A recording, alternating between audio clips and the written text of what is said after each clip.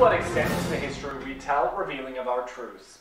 The USA craves reliance and global dominance. As such, we often ignore the momentous role of the French in our independence from Great Britain.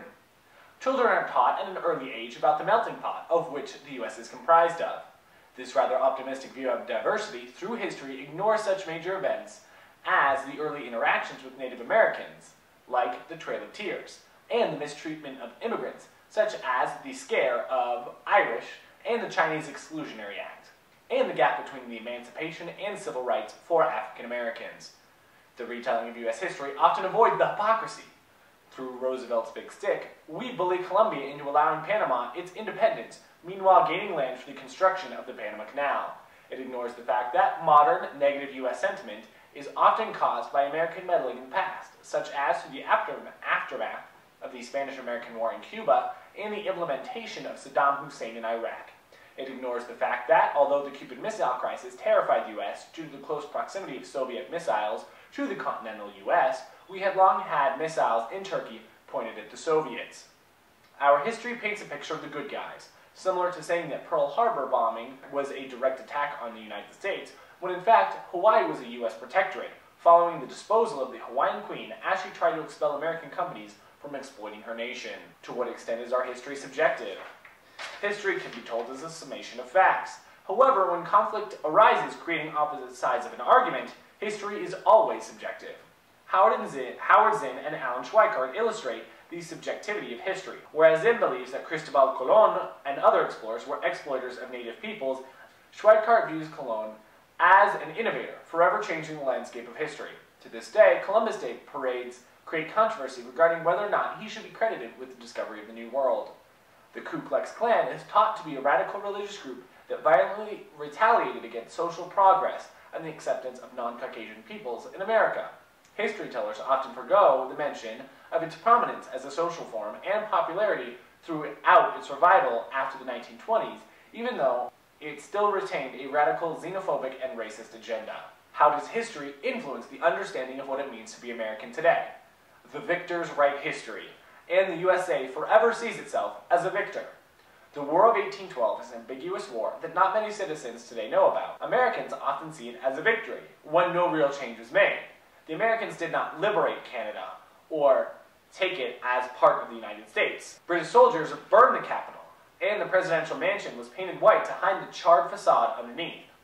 The famed Battle of New Orleans that skyrocketed General Andrew Jackson to fame and the future presidency had even occurred after the official end of the war. Similarly, the official position regarding the Vietnam War states that not all objectives were completed, but that it was not a complete loss, even as though the majority of the public sees it as such. When in fact, South Vietnam fell to communist North Vietnam, and the U.S. sphere of influence in the area closed, at a cost of thousands of U.S. lives and the belief of citizens in their country's government. What motivates social change? Oppression. Throughout history, oppression has inspired revolution and rebellion, forever changing the landscape of a nation. The Pilgrims felt oppressed and fled to what is now America to avoid religious persecution. Colonists, feeling downtrodden by British taxes and military presence, began to unite and talk of revolution. Tenskwatawa and Tecumseh, Native Americans, tried to resist what they considered white tyranny. John Brown attempted to incite a massive slave revolt sweeping across the country because he saw the treatment of his African enslaved brethren as not only inhumane, but against God's will. Fed up with separate and hugely unequal systems of governance, civil rights activists, such as the Freedom Riders and Martin Luther King Jr., peacefully protested inequality. Retaliation, a need for some sort of revenge, has sometimes inspired atrocity, and in other moments, greatness. Upon the election of Abraham Lincoln in 1860, the southern states seceded from the Union, creating the Confederate States of America, to send a message to the Northerners. After the bombing of Pearl Harbor by Japanese airmen, the United States responded, quick to declare war within 30 hours of the event. As the Allies attempted to unite West Germany, communist forces created a blockade impeding all movement between East and West Germany and severely crippling the East Germans. The states responded once again, this time with an airlift of food and supplies that proved highly successful. Innovation and technology. American ingenuity, at its best, has continually fostered change. The invention of the cotton gin forever changed the economy of the South.